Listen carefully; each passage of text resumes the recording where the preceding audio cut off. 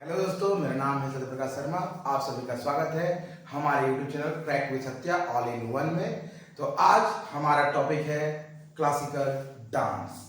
तो सबसे पहले जानते हैं कि क्लासिकल डांस यानी कि शास्त्रीय नृत्य कितने प्रकार के होते हैं। तो हमारे देश में कुल 8 शास्त्रीय नृत्य है। शास्त्रीय नृत्य बोलते किसे हैं? सबसे पहले देखिए जानते हैं कि शास्त्रीय नृत्य है क्या। तो शास्त्रीय नृत्य जो है हमारे देश के सांस्कृतिक विरासत को एक कलात्मक रूप से नृत्य के रूप में दिखाने की क्रिया को शास्त्रीय नृत्य कहा गया है। हमारे देश में कुल 8 शास्त्रीय नृत्य है, जैसे कथकली जो कि केरला राज्य का एक शास्त्रीय नृत्य है। ठीक उसी प्रकार केरला राज्य का एक और शास्त्रीय नृत्य है मोहिनी अट्टम। ठीक वैसे ही एक तमिलनाडु का शास्त्रीय नृत्य है भरतनाट्यम। उड़ीसा का है ओडिसी और असम का है शास्त्रीय नृत्य और उत्तर प्रदेश अर्थात उत्तर भारत का शास्त्रीय नृत्य है कथक। ठीक उसी प्रकार आंध्र प्रदेश का शास्त्रीय नृत्य है कुचिपुड़ी और मणिपुर का है मणिपुरी डांस। आज हम लोग पढ़ेंगे सबसे पहले कथकली। कथकली केरल राज्य का एक शास्त्रीय नृत्य है जो कि दृश्यात्मक रूप से दिखाया जाने वाला एक नृत्य है। इस नृत्य से जुड़े हुए कुछ प्रसिद्ध नृत्यकार में वडके मनलाथ गोविंदन नायर और गोपीनाथ जैसे महान नृत्यकार शामिल है। राजा रेड्डी और सुनंदा नायर भी इस नृत्य से जुड़े हुए प्रसिद्ध प्रख्यात व्यक्ति हैं। देखिए कथकली जिसका अर्थ होता है मलयालम शब्द से निकला है। इसका अर्थ होता है कहानी या बातचीत। कहानी या बातचीत के माध्यम से जब नृत्य को दिखाया जाता है मुखौटा पहनकर, खासतौर पर देखिए आप लोग देखे होंगे कि मुखौटा पहनकर स्टेज पर रंगमंच पर जो है नृत्य किया जाता है। विशेष तौर पर यह जो है साउथ इंडिया में बहुत ही प्रचलित नृत्य है। तो ये नृत्य जो है कथकली जो है ये केरल राज्य का एक प्रसिद्ध नृत्य है। देखिए अगर भारत का मानचित्र देखिएगा तो भारत का सबसे निचला छोर पर एक छोटा सा राज्य जो है ये केरल राज्य है और यहाँ पर ही क्या होता है तो कथकली नृत्य होता है। अगर कथकली नृत्य के बारे में बात किया जाए तो इसमें कुल 5 प्रमुख वेशम है, जैसे काठी जिसका अर्थ होता है चाकू, उसके अलावा पाचा जिसका अर्थ होता है हरा, थाड़ी जिसका अर्थ होता है दाढ़ी और मिनुक जिसका अर्थ होता है चमकदार और कारी जिसका अर्थ होता है काला।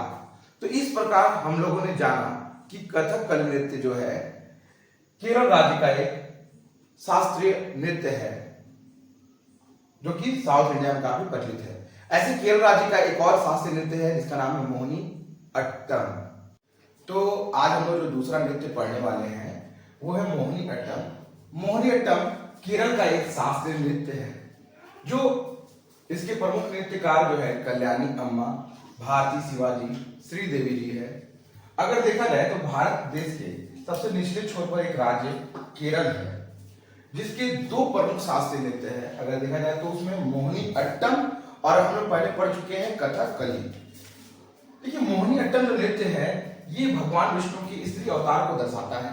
इसमें केरल की महिलाएं जो है इस नृत्य को प्रदर्शित करती है और यह नृत्य जो है भगवान विष्णु के मोहिनी अवतार को दर्शाता है और साथ ही साथ भगवान विष्णु ने मोहिनी अवतार लिया क्यों आखिरकार।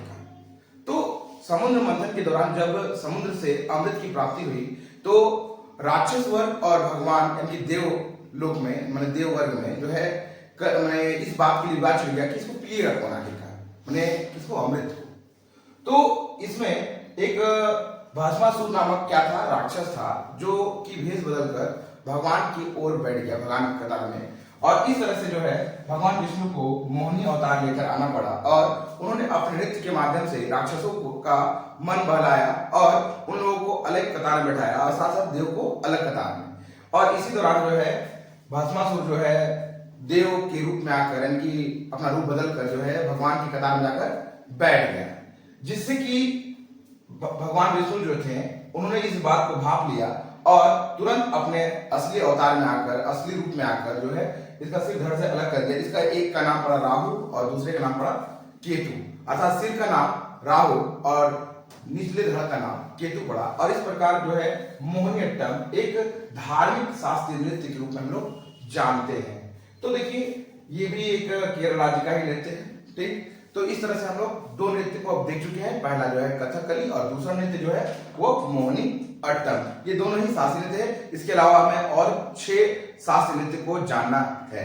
तीसरा शास्त्रीय नृत्य जो हम लोग पढ़ने वाले हैं वो है भरतनाट्यम, जिसको हम लोग सधीर अट्टम भी कहते हैं। ये भरतनाट्यम जो नृत्य है वो तमिलनाडु का एक शास्त्रीय नृत्य है। इसका जो पुराना नाम है वो है सादीर और ये पुरुष मंडली द्वारा किया जाता है। ये आकाश को समर्पित नृत्य है। इस नृत्य के प्रमुख नृत्यकारों में अगर देखा जाए तो सबसे प्रसिद्ध नाम जो है यामिनी कृष्णमूर्ति का आता है। उसके अलावा रुक्मणी देवी, मृणालिनी साराभाई, वैजयंती माला और हेमा मालिनी जी का नाम प्रसिद्ध है। अगर देखा जाए तो भरतनाट्यम नृत्य जो है वो 3 कलाओं का समावेश है। भावम, रागम, तालम। भावम से भ, रागम से र और तालम से त शब्द आया है।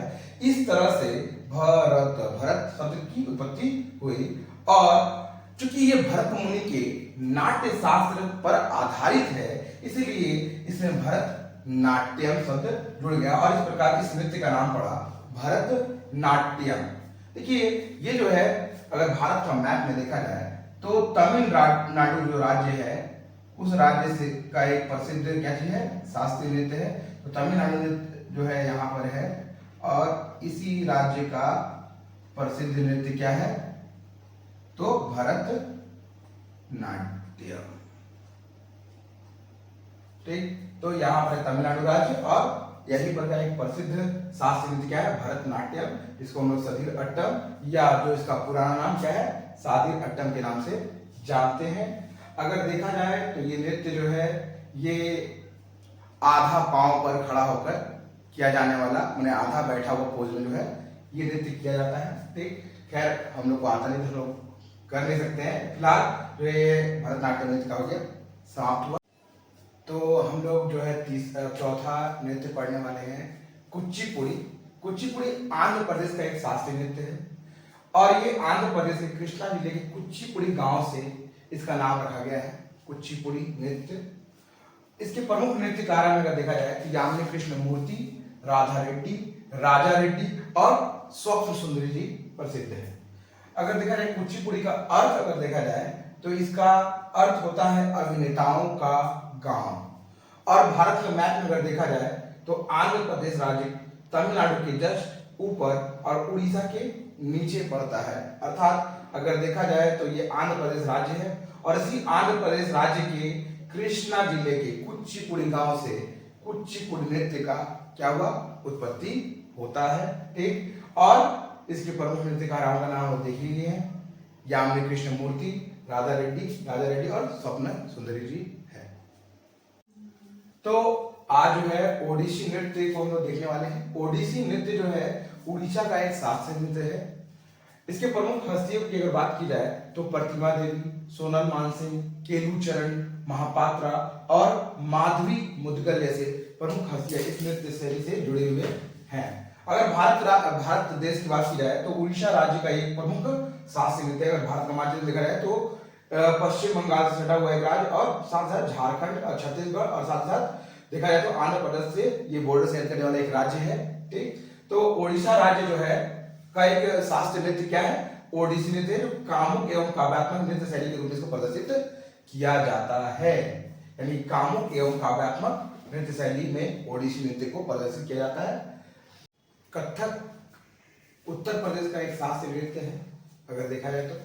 और उत्तर प्रदेश राज्य देखिए इस जगह पर स्थित भारत के मैप में देखिए ध्यान से, इसका एक सीमा जो है बिहार से सटा हुआ है, दूसरा झारखंड से भी है। उसके अलावा मध्य प्रदेश, छत्तीसगढ़ से भी इसका सीमा साझा होता है, उत्तराखंड और दिल्ली से भी और राजस्थान से भी इसका सीमा साझा होता है। खैर हम लोग को कथक नृत्य के बारे में पढ़ना है। तो कथक शास्त्रीय नृत्य जिसका अर्थ होता है कहानी कहने वाला, और कथक नृत्य को कथा को एक नृत्य के रूप में प्रदर्शित करने वाली कला मानी गई है। अर्थात कथक नृत्य जो है उसको एक कथा को नृत्य के रूप में प्रदर्शित किया जाता है। और कथक नृत्य के जो जनक है वो है बिरजू महाराज जी, सबको इसके नाम से परिचित ही हैं। अगर देखा जाए तो कथक नृत्य के 3 घराने हैं, जयपुर, बनारस, उसके अलावा लखनऊ। देखिए ये तीनों घरानों में अगर देखा जाए तो इस नृत्य शैली में कुछ मूल अंतर है। जैसे कि जयपुर में कथक नृत्य के पैरों की हरकतों पर ज्यादा ध्यान दिया जाता है। साथ साथ बनारस और लखनऊ में अगर ध्यान दिया जाए तो वहां पर चेहरे के हाव भाव अर्थात मुख के एक्सप्रेशन पर ज्यादा जोर दिया जाता है। अर्थात जो है कथक नृत्य जो है जयपुर घराने में पैरों की हरकतों पर ज्यादा जोर देता है, और वहीं साथ साथ बनारस और लखनऊ में बात की जाए तो चेहरे के हाव भाव पर अत्यधिक बल देता है। अगर बात करें तो कथक नृत्य जो है यानी कि शास्त्रीय नृत्य जो है वो उसकी प्रमुख हस्तियों की बात की जाए तो पंडित बिरजू महाराज, अक्षर महाराज, गोपी कृष्णा, सितारा देवी, उमा शर्मा जैसे प्रमुख हस्तियां शामिल है। देखिए इसको फिर से एक बार ब्रीफ में हम लोग इसको एक बार देख लेते हैं। जैसे कथक जो नृत्य है वो उत्तर प्रदेश का एक शास्त्रीय नृत्य है। साथ साथ अगर देखा जाए जिसका अर्थ होता है कहानी कहने वाला, और साथ साथ कथक नृत्य को कथा को नृत्य के रूप में प्रदर्शित करने वाली कला मानी गई है। साथ साथ कथक नृत्य के जनक जो है पंडित बिरजू महाराज जी को माना गया है।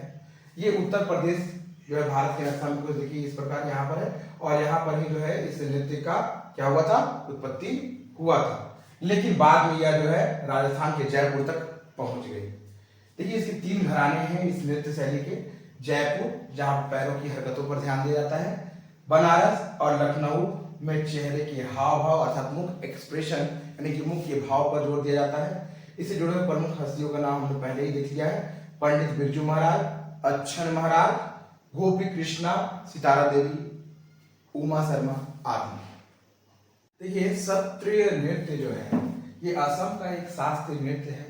इस नृत्य के जनक जो है वैष्णव धर्म के एक प्रवर्तक शंकर देव जी है। अर्थात इस नृत्य का जनक जो है शंकर देव जी को माना गया है।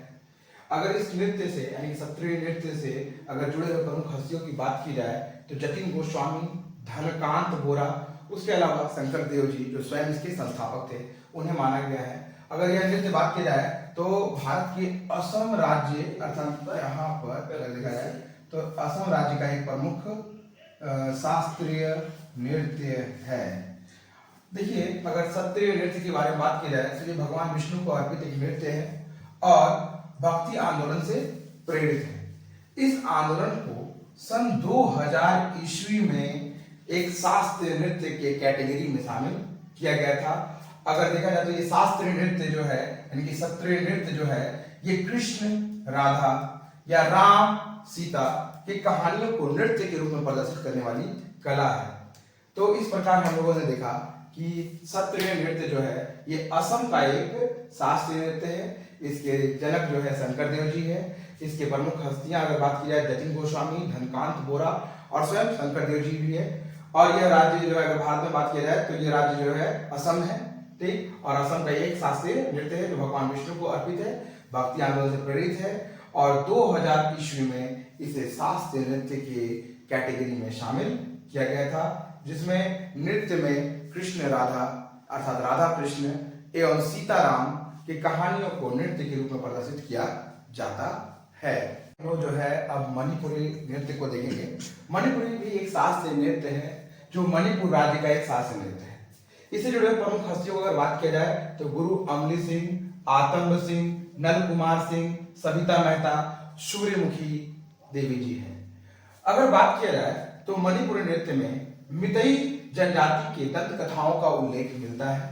साथ साथ मणिपुरी नृत्य में राधा कृष्ण के प्रेम का भी मंचन किया जाता है। देखिए मणिपुरी नृत्य जो है इसके 2 विभाग है, जागोई और चोलम।